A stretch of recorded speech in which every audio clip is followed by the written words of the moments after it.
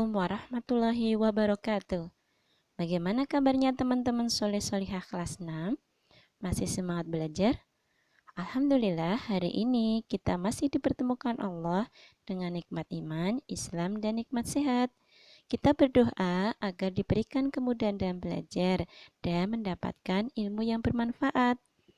Hari ini dalam pembelajaran PAI kita akan belajar materi tentang zakat. Silakan teman-teman buka buku paket PAI halaman 33. Tujuan pembelajaran yang akan kita capai hari ini adalah teman-teman mampu mengetahui dan memahami landasan perintah berzakat. Kemudian kedua adalah memahami pengertian atau arti tentang zakat. Dan yang ketiga, mampu memahami dan membedakan macam-macam zakat. Landasan perintah berzakat terdapat dalam surat At-Taubah ayat 103. Bismillahirrahmanirrahim. Khudh min amwalihim shadaqatan tutahhiruhum wa tuzakkihim biha wa sholli alaihim. Inna sholataka sakanul lahum wallahu sami'un alim. Artinya, ambillah zakat dari sebagian harta mereka. Dengan zakat itu, kamu membersihkan dan mensucikan mereka, dan mendoalah untuk mereka. Sesungguhnya doa kamu itu menjadi ketentraman jiwa bagi mereka, dan Allah Maha Mendengar lagi Maha Mengetahui. Dari ayat tersebut sudah jelas bahwa dengan zakat akan membersihkan dan mensucikan harta kita, sehingga hati kita menjadi tenang dan tentram. Apa arti zakat? Zakat berasal dari bahasa Arab yaitu zakah yang artinya tumbuh, suci, atau membersihkan. Kemudian menurut istilah zakat artinya kegiatan mengeluarkan sebagian harta tertentu yang telah mencapai nisab kemudian diberikan kepada yang berhak menerimanya dengan beberapa syarat tertentu. Kewajiban mengeluarkan zakat ini adalah wajib bagi umat Islam yang mampu. Kemudian, kewajiban umat Islam ternyata bukan hanya mengeluarkan zakat fitrah di bulan Ramadan atau menjelang Idul Fitri saja, tetapi mengeluarkan zakat mal atau harta jika telah mencapai batas jumlah tertentu dalam 1 tahun atau yang disebut dengan nisab. Nah, kemudian yang kedua ada macam-macam zakat. Macam-macam zakat ada 2. Yang pertama zakat fitrah.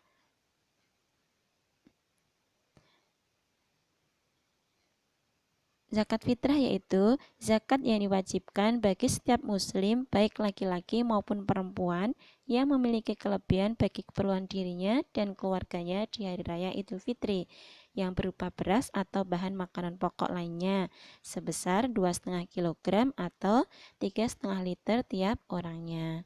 Beras atau bahan makanan pokok yang telah terkumpul tersebut akan dibagikan oleh amil zakat atau petugas pengumpul zakat kepada orang-orang yang tidak mampu. Biasanya para amil zakat itu membagikan zakat fitrah menjelang Idul Fitri agar orang yang tidak mampu dapat bergembira bersama menikmati hari raya Idul Fitri. Jadi zakat fitrah ini sangat menolong orang yang tidak mampu, baik mereka yang meminta maupun yang tidak meminta. Kita pun juga ikut mengembirakan mereka untuk bersama-sama merayakan hari raya Idul Fitri. Kapan waktu membayar zakat? Ada beberapa pendapat untuk membayar zakat. Yang pertama, waktu yang diperbolehkan yaitu mulai dari awal bulan Ramadan sampai penghabisan bulan Ramadan. Kemudian yang kedua, waktu wajib, yaitu semenjak terbenamnya matahari pada akhir bulan Ramadan. Kemudian yang ketiga, waktu yang afdol atau utama, yaitu sesudah sholat subuh di akhir bulan Ramadan dan sebelum sholat Idul Fitri.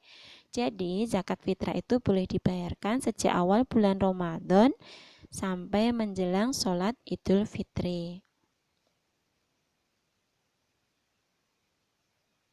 Kemudian ada beberapa syarat wajib zakat fitrah, yaitu yang pertama beragama Islam, baik laki-laki dan perempuan. baik usia bayi, anak-anak, atau lanjut usia wajib membayar zakat fitrah. Kemudian yang kedua, memiliki penghasilan yang cukup untuk kebutuhan hidup sehari-hari. Untuk zakat fitrah anak-anak menjadi tanggungan orang tua mereka masing-masing. Kemudian yang ketiga, orang itu masih hidup sampai akhir bulan Ramadan. Contoh penerapan zakat fitrah. Pak Imad tinggal dengan istri dan 1 anaknya. Berapa zakat fitrah yang harus dibayarkan Pak Imad sekeluarga jika harga berasnya 9.000 per kilogram? Jadi ada 3 orang yang wajib mengeluarkan zakat, yaitu Pak Imad, istri, dan anaknya.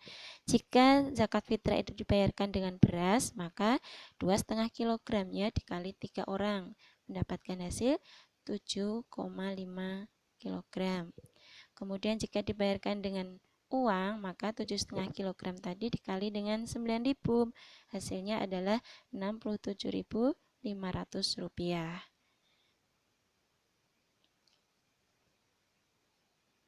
Kemudian jenis zakat yang selanjutnya adalah zakat mal atau disebut dengan zakat harta, yaitu mengeluarkan sebagian harta kekayaan yang dimilikinya apabila telah mencapai nisab. Apa itu nisab? Nisab adalah lama waktu suatu harta yang menjadi milik seseorang dalam jumlah tertentu. Nah, kenapa kita harus membayar zakat mal adalah untuk membersihkan harta yang dimiliki. Karena di dalam harta itu ada hak fakir miskin yang harus kita tunaikan. Kemudian ada jenis harta yang dizakati. Yang pertama ada perhiasan emas dan perak. Kemudian yang kedua, uang simpanan yang telah mencapai 1 tahun. Kemudian ketiga, ada harta atau uang yang diperoleh dari usaha berdagang atau bekerja.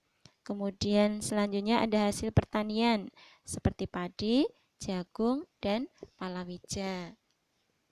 Kemudian ada binatang ternak seperti kambing, sapi, kerbau, dan unta.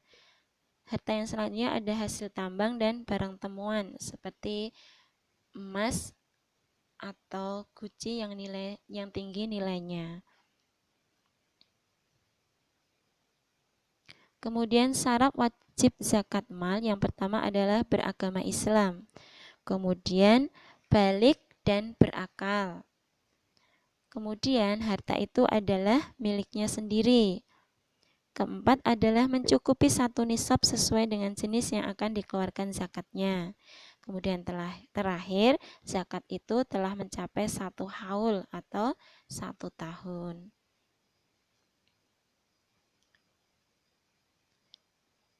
Demikian tadi teman-teman penjelasan Ustadzah tentang materi zakat. Silahkan nanti teman-teman kerjakan beberapa soal yang sudah Ustadzah berikan, dikerjakan dengan baik. Pesan Ustadzah, semoga teman-teman selalu rajin belajar dan beribadah, selalu semangat dalam mengerjakan tugas, dan tidak lupa menjaga kesehatan. Oke, insya Allah bertemu lagi pekan depan. Ustadzah akhiri. Wassalamualaikum warahmatullahi wabarakatuh.